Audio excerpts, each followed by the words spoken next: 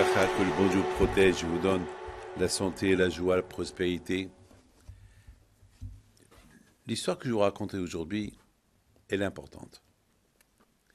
C'est des choses que, dans la vie, beaucoup des fois, on trouve des choses que on les cherche longtemps et on les trouve. Ou bien il y a des choses que c'est impossible de les trouver et on les trouve. Vous savez que le bon Dieu, c'est le patron. Il peut avoir une boîte de lunettes à côté de toi et tu ne la vois pas. Si Hachim ne veut pas que tu la vois, eh ben tu ne la vois pas. Elle est à côté de toi. Beaucoup de fois, ça arrive. Mais l'histoire que je vous racontais, elle est spectaculaire parce que la semaine dernière, le monsieur lui-même, il me l'a raconté. Lui et sa femme. Je leur ai demandé de me la raconter, il me l'a raconté.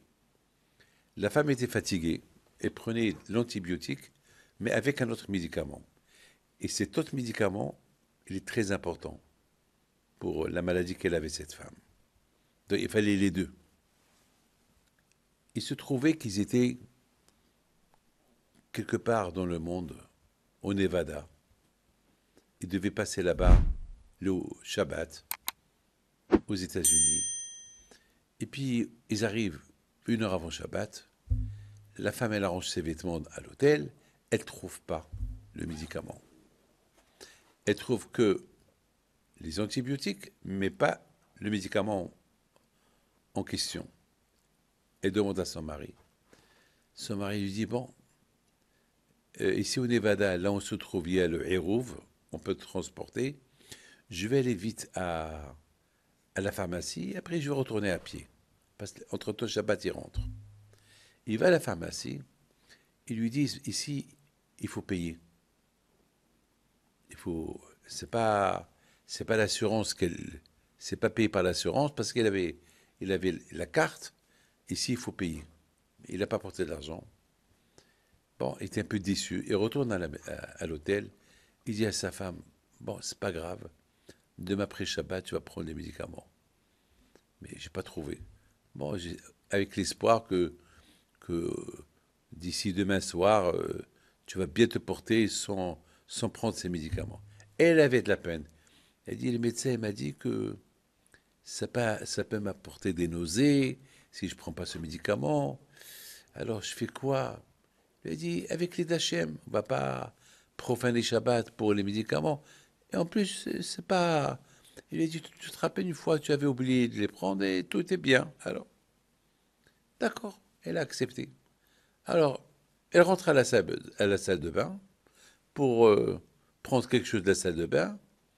Et voilà, elle trouve dans l'armoire de la salle de bain, l'armoire qu'elle n'a pas ouverte, la boîte de médicaments. Elle a poussé un cri. Son mari lui dit, tu touches pas. C'est pas possible. D'où vient cette boîte? Il prend la boîte, il l'ouvre, était neuve. Le médicament qu'elle avait besoin. Je ne sais pas qui je vais raconter ça. On doit être des fous pour croire à ces histoires-là.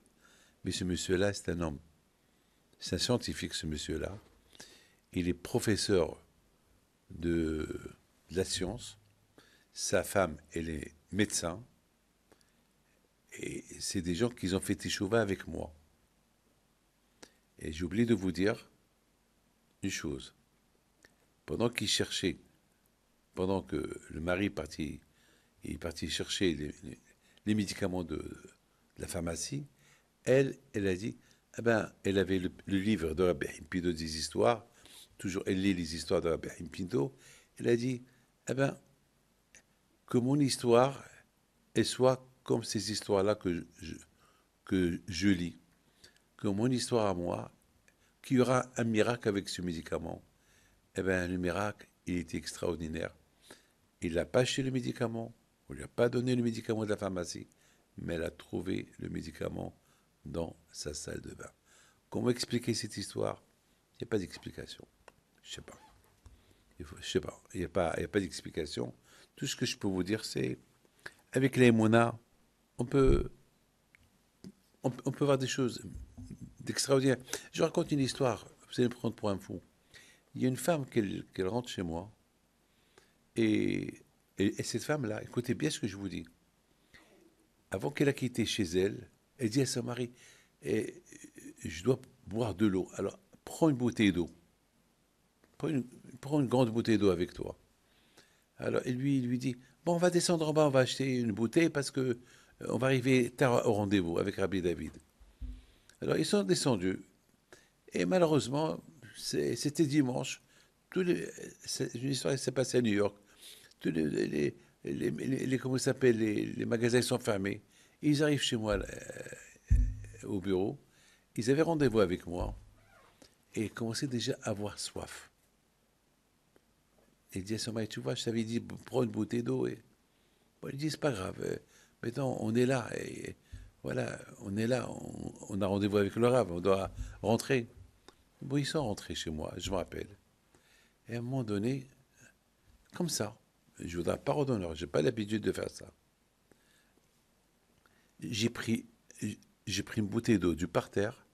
J'ai dit, madame, peut-être tu as besoin de l'eau. Elle me regarde.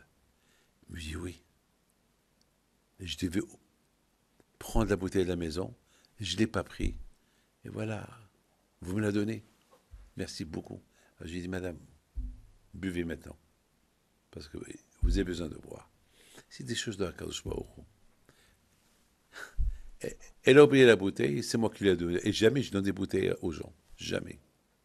Celui qui vient avec une bouteille d'eau, je fais la bracha, mais moi, je n'ai pas des bouteilles à donner. Et là, je ne sais pas. Je lui ai donné une grande bouteille d'eau. Je ne sais pas. C'est Hachem. Que le bon Dieu protège Amé Keratzon.